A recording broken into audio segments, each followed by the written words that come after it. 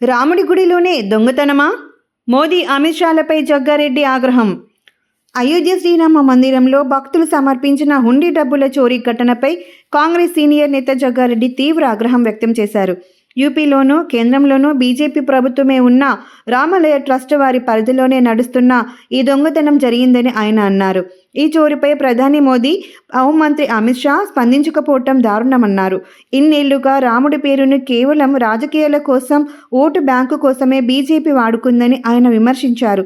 ఈ ఘటనపై విచారణకు కాంగ్రెస్ అగ్రనేత రాహుల్ గాంధీ ఎంపీల బృందాన్ని పంపనున్నట్లు తెలిపారు.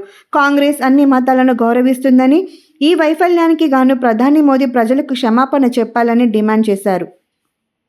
ఇదే సమయంలో కాంగ్రెస్ ప్రభుత్వంపై బీఆర్ఎస్ వర్కింగ్ ప్రెసిడెంట్ కేటీఆర్ చేస్తున్న విమర్శలపై జగ్గారెడ్డి స్పందిస్తూ కేటీఆర్ ప్రస్తుతం ఖాళీగా ఉండి మాట్లాడుతున్నారని ఎద్దేవా చేశారు.